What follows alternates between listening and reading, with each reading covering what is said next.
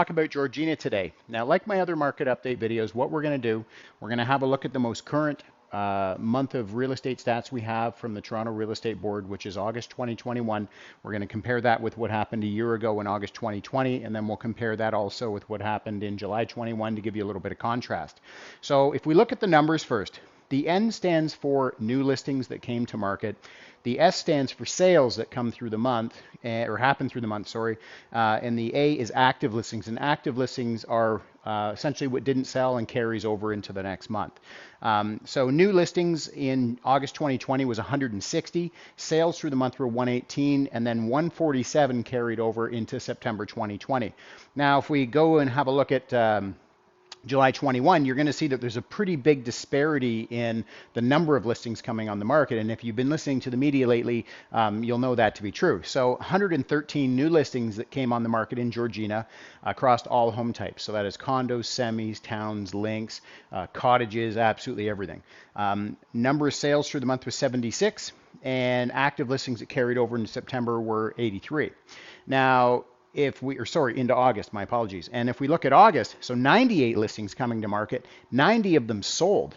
So think about that, and you're going to see that number as I get down through the stats. So 98 listings came to market, 90 of them sold. So that means essentially there's 8 that carried over. I mean, the math doesn't always work like that because there's cancellations, relists, and things like that. Some homes get taken off the market. Some homes go month to month to month. And I know it might be hard to believe in this market, but there are properties out there that have been listed for 30 days, 60 days, 90 days. They do exist. So if we're looking at the carryover inventory, the active listings, 66 is what carried over. So, but what I want to shine the light on is, less listings coming to market. We've been seeing that now for a number of months. Like this is probably the 5th month in a row we've seen this through York Region, across all towns.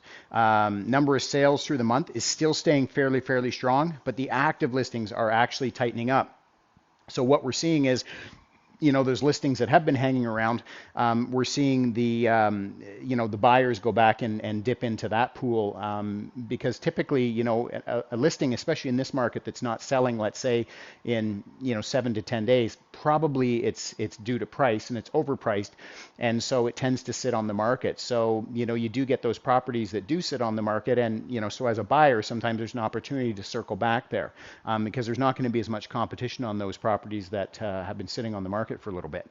If we're talking about money, $710,000 was the average sale price across all home types in Georgina a year ago. That rose to $916 in July 21, currently trending at $958,000. The absorption rate, called SNLR, which is referred to as sales to new listings ratio. So it is known as the absorption rate. So it tells us that out of the listings that have come on the market, what is the percentage that have actually sold? So if we look at a year ago, 73.8% of the listings that came on the market in Georgina sold. That actually declined 67.3% in July. And if you'd watch my July video compared to the June video, and I've seen this trend through adjacent towns, what we are definitely seeing is, the market is super hot right now, but then we're seeing every once in a while where, like last month, Stouffville took a bit of a break. The market in Stouffville was a little bit soft. And then in August, it lit right up, and Georgina did the same thing. So it was a little soft in July, but in August it's come back. So we're looking at 98.1% of the houses that came on the market in the month of August sold. And again, you're seeing that in these stats that 98 came on the market, 90 of them sold. Months of inventory remaining. The MOI tells us that if no other homes came on the market after today at the current rate of buying, how long would it take to completely deplete the inventory? So a year ago, 1.2 months of inventory, 1.1 in July. So again, that was that market kind of thickening up a little bit. It was a little slower moving, but not the case now. So what we're seeing now is absorption rate going up. We're seeing inventory levels going down, as well as the sales have gone up for the month, but as well as the active inventory that carries over has actually gone down as well. So again, busy market.